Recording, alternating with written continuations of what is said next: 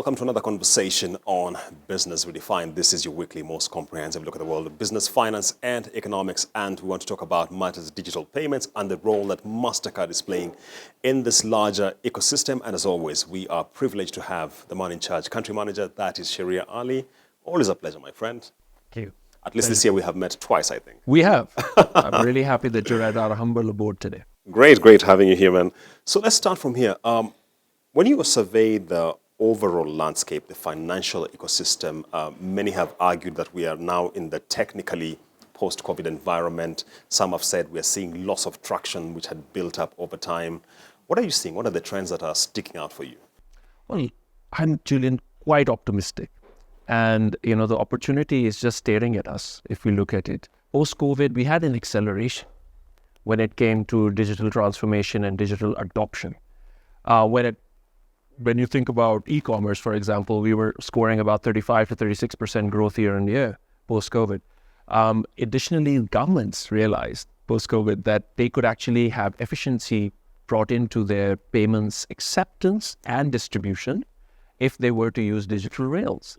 So there's this whole push. You've seen the e-citizen with 5,000 use cases going to 10,000 use cases and beyond. We have just recently entered into a partnership with them. So we know that both in terms of issuance of payment tools and acceptance when it comes to utilizing our gateway is on the way up. So we're extremely delighted to see that. Another proof point that is of interest to note is that Safaricom, as you know, is the big acceptance network across Kenya and growing in East Africa. But banks have decided to come and join the game. Equity Group has launched its Equity One Till, and that solution has now already scaled up to 1 million acceptance points, almost neck and neck with Safaricom, if not more. And that tells you that there is a need and a demand in the market, in the ecosystem, that new, innovative, disruptive solutions will be welcome as long as they're commercially viable and at a lower cost. So to your point, there is resistance when it comes to the commercials not making sense, but we have bold movers and shakers in the market who are making an impact. Absolutely. Speaking about the trends we are seeing in the market, interoperability was quite touted when the central bank made the announcement that we are now pushing for this interoperability between especially the MNO space, the mobile network operators. How is it going in terms of impact in the market? I think we've come out very strong, and credit to the regulators and the leadership at the CBK and other regulators in the region as well. Getting all players to come together and put together a standardized QR which is interoperable and low cost is not an easy feat, I must say. And therefore we are extremely optimistic that not only did we design together collectively, all players came together and we designed that standard for a QR together, but we also looked at what's the next step. And Mastercard said that when we look at our socioeconomic segmentation of merchants, there's the top end, the big flows, your Carrefours and your Davises and all. Then you have the middle tier, where again, there's commercial sensitivities that are at play. So Mastercard looked at tap on phone as a solution and said, okay, how do we set the commercial price points for that to something that's more amenable to the middle segment? And at the base, you have the MSMEs and the SMEs who don't have the luxury of big yields, right? So you need to really come in at a price point which makes sense to them. Mastercard took a very bold decision. We said we're going out in the market with a 0% interchange for QR. We partnered with Equity Group. You may have seen the recent announcement that went to the press under the visionary guidance and leadership of Dr. Mwangi. They have a 1 million acceptance network. We said we'll plug that with our QR at 0% interchange. And till now, the initial pilot results are showing a lot of adoption, given the fact that it solves for a pain point for the MSMEs. Now, you've heard me say this before, and I'll say it again because it's important. These are trying times. Inflation is on the way up. Devaluation is hitting us as forex flows reduce, and we have to pay out more. We have to service debt, right? So in this environment, if we can enable these data points on the back of acceptance to lead to a credit cycle for MSMEs. So you might have a 0% interchange, let's say on QR, but if you develop credit cycles on that data and let the MSMEs breathe without collaterals, Yes. without a high cost of credit, you may have a decent collections network. But that is that energy that the ecosystem requires today. Okay. So I'm pretty optimistic on our engagements, and I'm sure the market is going to tell us the final feedback. Shehryar, you've spoken about the issue of the 0% interchange, and someone watching might be really curious. Just what does this mean for me as an end consumer? So if you could just give us some color around that. And also more importantly, ever since we had the multiplicity of shocks from COVID, Russia, Ukraine, and the spillovers, one of the issues which has emerged is that financial inclusion has to go beyond access. It has to be impact. It has to be affordability.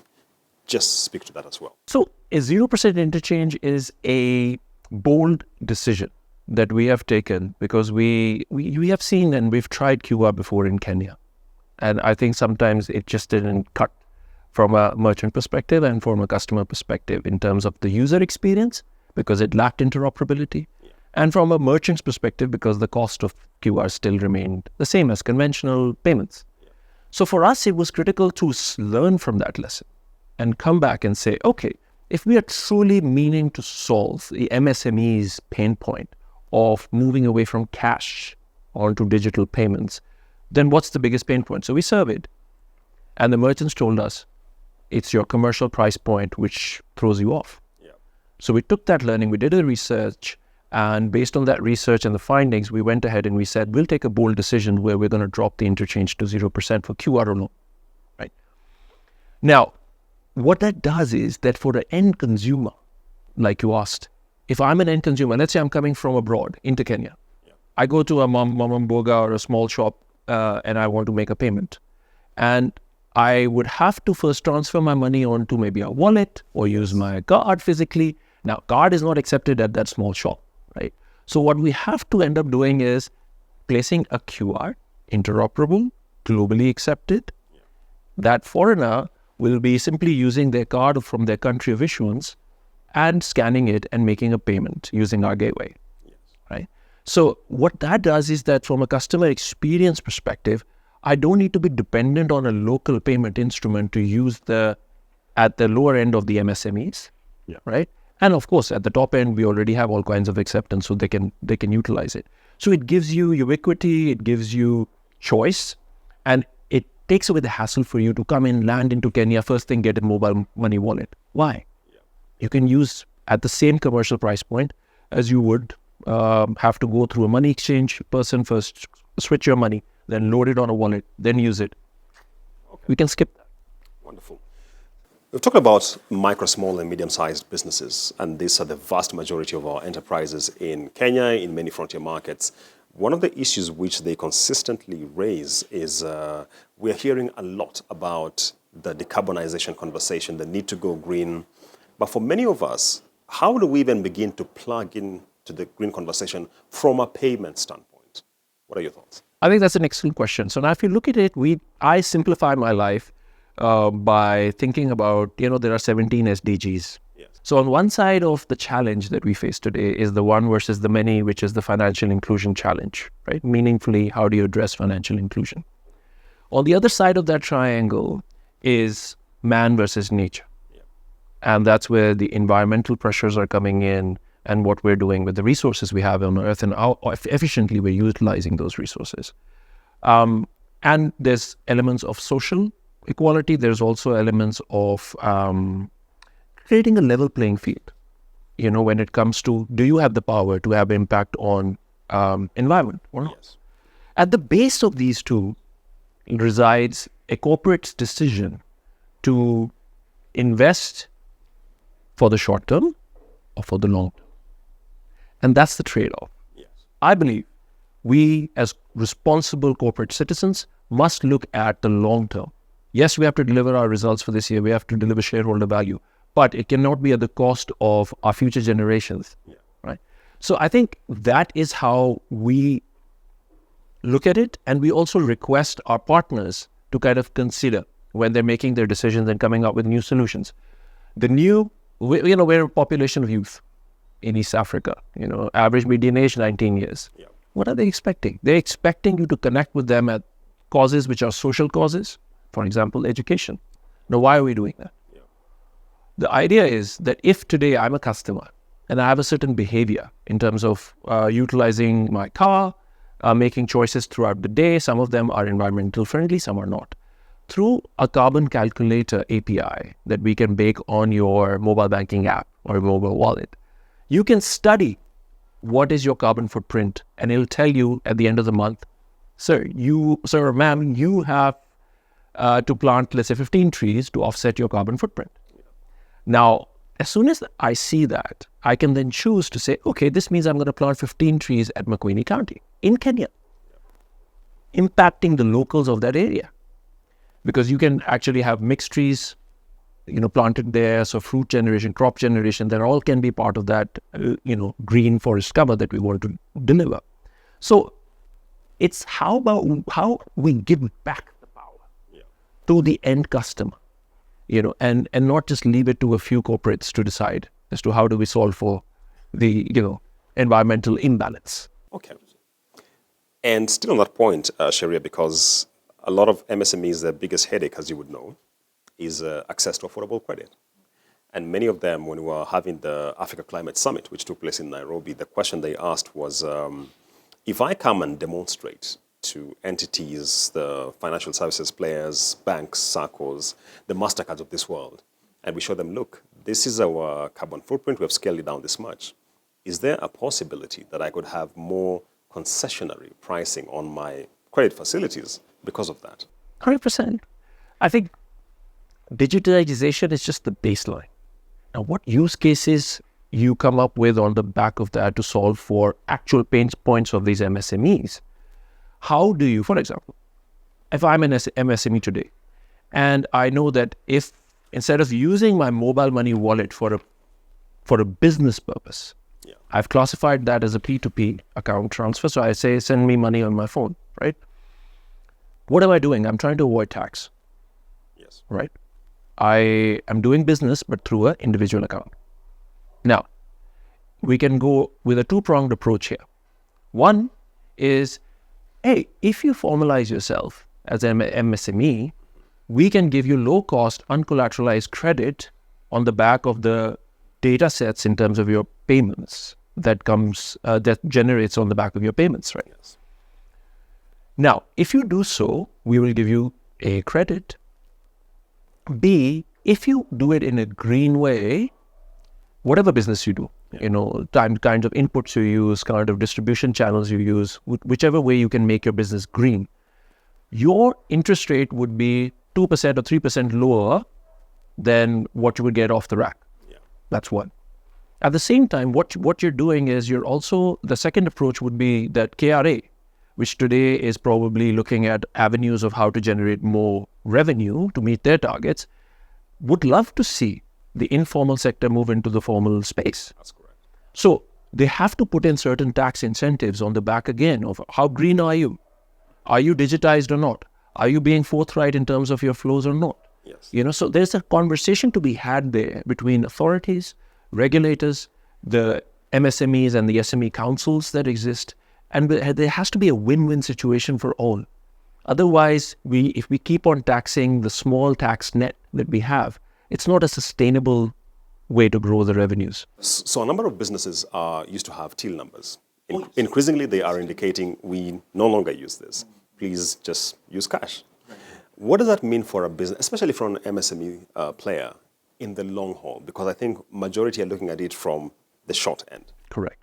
I think cash, there's a misnomer around cash. And the issue is that there's a perception that cash is free, right? So there's a cost of cash, which World Bank had roughly estimated to 2 to 3% of the GDP of a country. So we've got $100 billion of GDP in Kenya. $2 to $3 billion is a lot of money to waste. Yeah. We've got a $2 billion Eurobond payment coming up next year. And if we're not saying cash free, we're talking cash light, right? So for us to have the balance right in terms of efficiency, cost to the economy, transparency of how commerce is being done, expanding of the tax net or tax base, then we must look at digital incentives to be plugged in there. I believe the challenge which you have put on the table, which is about tills being forsaken for the sake of cash, is more around the commercial viability for the merchant, where the merchant feels, I think I've reached a price point on this till payment where it's better for me to take cash. And that's where our 0% interchange on the QR side comes in handy, because we go to the same merchant and we say, hey, here's a solution, 0% interchange. The cost is far lower than what you're paying. Try this out. And we're not saying we got it absolutely nailed, but we are bold enough to take those risks as Mastercard and our like-minded partners to try something which will alleviate that pain point for that MSME, create the credit cycle, then on the back of that, the green offshoots or incentives. And then that doesn't solve the whole problem for the MSMEs, as you would well know. MSMEs need value-added services. Yep. How do I do my inventory management, my ERP, my training? How do I expand my geographical coverage in the area that I operate in? Can I go online? So there's a whole lot of work to be done in that regard. Yes.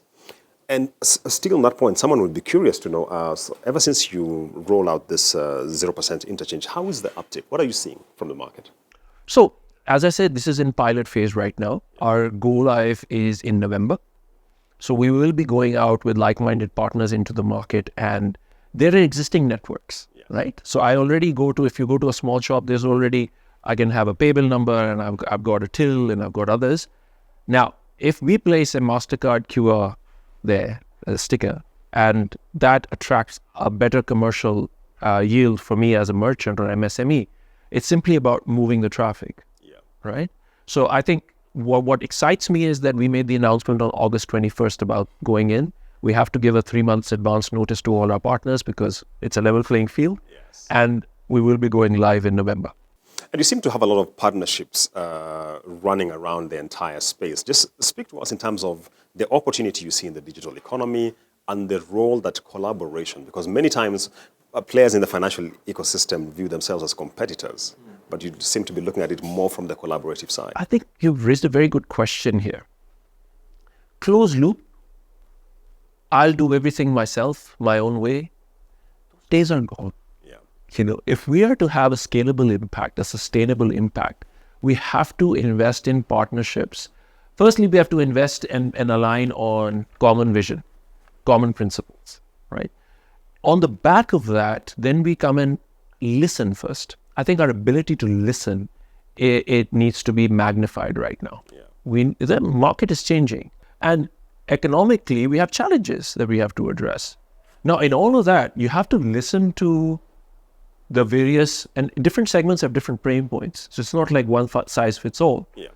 So if I work with a telco, like you may have heard about our announcement with MTN, where we have taken a minority stake in their mobile money business. You may have heard about our Airtel collaboration as well, which has been in live for a while. Telcos, fintechs, FIs, governments, merchants, all private public sector players. Mastercard is looking forward to partnering with you. This is a message to all. Wherever there is a pain point, which can be alleviated by financial inclusion measures, digital transformation, they are sustainable in their nature, we would like to have that conversation.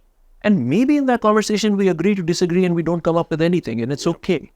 But maybe that magical spark that we really need to create something scalable, impactful, resides in that listening to the pain point and then talking about what really matters, designing with impact, making it commercially viable, and then the customers at the end of the day benefit from it. When you look ahead, what are some of the opportunities that you are seeing, especially in the East African market, which you are really angling for from a digital payment space? I think the opportunities are, they're brimming at the surface right now.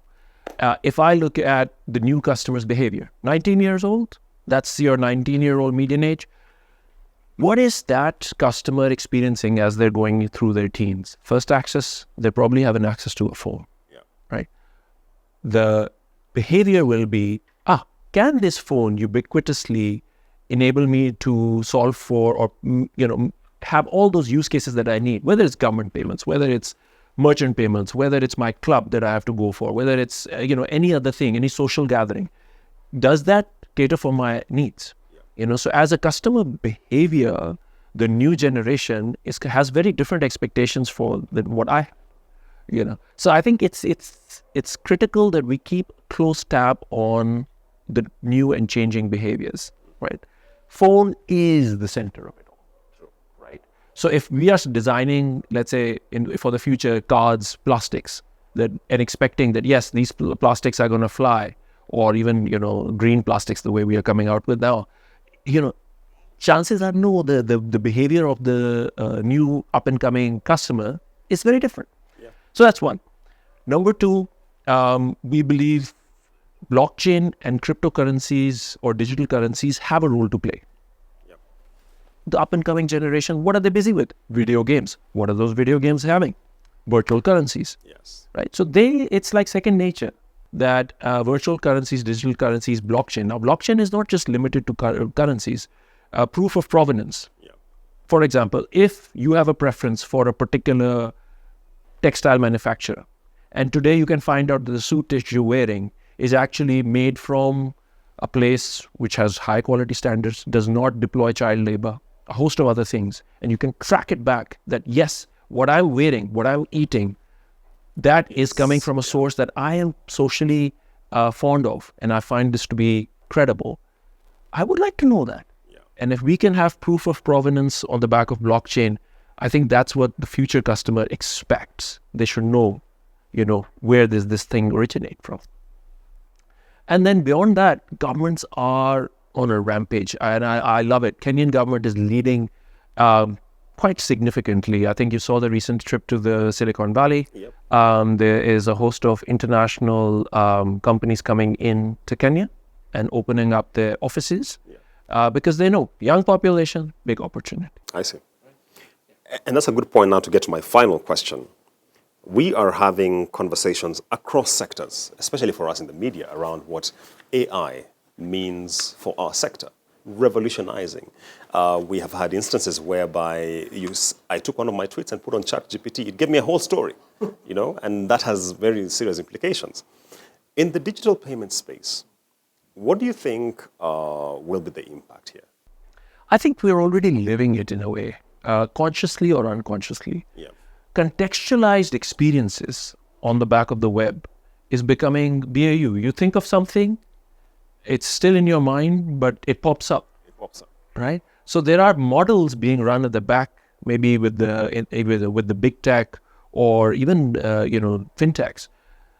Your profile, and I'm definitely cognizant of the fact around privacy concerns, right? Yes. So they be as they may, but anonymously, if your profile yields certain behaviors and certain topics of interest are relevant to you, they now come to you. So that's contextual. So like they call the Web 3, Web 4. Yeah. That's what we are heading into. So it's all relevance to you. Yes, AI can write essays for you, do your assignments, things that you and I did not enjoy during our school days. Yeah. So I think the customer of the future, their expectations are, again, very evolved. Yeah. They expect the best, and they want you to actually, as a service provider, as a financial services company, as a tech company like ours, they expect you to go the extra mile to know what is of interest to me, what will be of interest to me as I go forward. Yeah. Tell me about credit before I even reach that stage, and give me the CVP. And this one I want to just underscore big time, Julian, because you can talk about cost, you can talk about user experiences, but I can guarantee you the customer of the today and the customer of future is going to ask you for what's the value add. Yeah. For example, we have just recently launched 2 days ago our hotels booking platform. 16,000 hotels globally on one booking platform where you can get up to 30% discount on when you're using any Mastercard solution globally. Beyond the transaction cost, what am I getting? If compared to cash, if I'm getting up to 30% off at a hotel for my next booking, by the way, with the taxation increase, the net disposable income isn't increasing, really right? Depressed, yeah. So then what's that domestic value add? And I have 2 or 3 big surprises coming up. Our teams have worked really hard. A big shout out to the Mastercard team. They've really put in their blood, sweat, and tears. But there are 2 or 3 big surprises coming up, maybe for your next program. I was going to cue you to say them, but it looks like it's still not disclosed. Yes, very few days. So we look forward to that. Great. Unfortunately, we have to close it at that point. We've been speaking to the country manager for Mastercard East Africa, that's Shehryar Ali. Always a delight to sit down with this gentleman and talk about matters, financial services ecosystem, digital payments, and where the emerging trends are taking this market. We shall continue highlighting this issue. So stay tuned. He says he has some big announcements coming up. When they're out, we shall definitely let you know. So stay tuned.